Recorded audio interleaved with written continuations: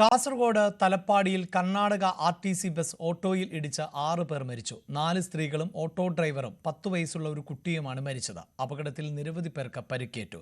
Break നഷ്ടപ്പെട്ട bus പിന്നിലേക്ക് വന്ന ഓട്ടോയിൽ ഇടിച്ചാണ് അപകടം. അപകടത്തിന്റെ CCTV ദൃശ്യങ്ങൾ ന്യൂസ് 18 ലഭിച്ചു. തലപ്പാടിയിൽ നിയന്ത്രണം വിട്ട കർണാടക ആർടിസി ബസ് കാത്തിരിപ്പ് കേന്ദ്രത്തിന് സമീപം പാർക്ക് ചെയ്തിരുന്ന ഓട്ടോയിലിടിച്ചാണ് 6 മരണം. കർണാടക സ്വദേശിയായ ഓട്ടോ ഡ്രൈവർ ഹൈദരലി, നസീഫ, ആയിഷ, ഖദീജ, ഹവ്വമ്മ, 10 വയസ്സുകാരി ഹസ്ന എന്നിവരാണ് മരിച്ചത്. അപകടത്തിൽ നിരവധി പേർക്ക് പരിക്കേറ്റു. 3 പേരുടെ നില ഗുരുതരമാണ്. പരിക്കേറ്റവരെ മംഗളൂരുവിലെ സ്വകാര്യ ആശുപത്രിയിൽ പ്രവേശിപ്പിച്ചു. വ്യാഴാഴ്ച ഉച്ചയോടെയാണ് അപകടം. അമിത വേഗതയിൽ മംഗളൂരുവിൽ നിന്ന് കാസർഗോട്ടേക്ക് വരികയായിരുന്ന ബസ് തലപ്പാടിയിലെത്തിയപ്പോഴായിരുന്നു അപകടം. നിയന്ത്രണം വിട്ട ബസ് പിറകിലോട്ട് വരികയും ബസ് കാത്തിരിപ്പ് കേന്ദ്രത്തിന് സമീപം പാർക്ക് ചെയ്തിരുന്ന ഓട്ടോയിലേക്ക് ഇടിച്ചു കയറുകയുമായിരുന്നു. ഇതിന്റെ CCTV ദൃശ്യങ്ങൾ ന്യൂസ് 18 ലഭിച്ചു.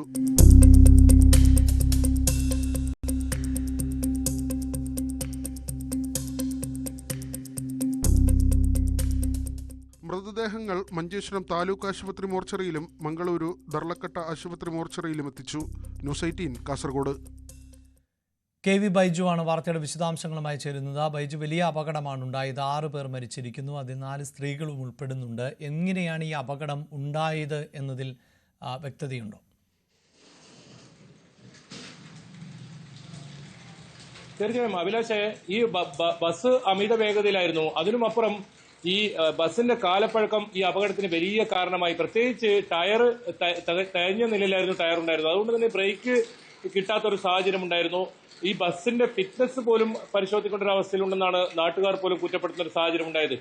ഈ പ്രധാനമായും കഴിഞ്ഞ ഈ ഒരു 6 മാസത്തെ കണക്കെടുത്താൽ ഒരു 10-ലധികം ആളുകളാണ് ഇവിടെ വാഹനാപകടത്തിൽ മരണപ്പെടുന്ന സാഹചര്യം ഉണ്ടായത്. കാരണം ഈ ദേശീയപാത വികസനവുമായി ബന്ധപ്പെട്ട് വലിയ തോതിൽ ഈ റോഡിന്റെ വികസനം വന്നതാണ് ഇവിടെ അപകടം പതിവാകുന്ന ഒരു സാഹചര്യമുള്ളത്.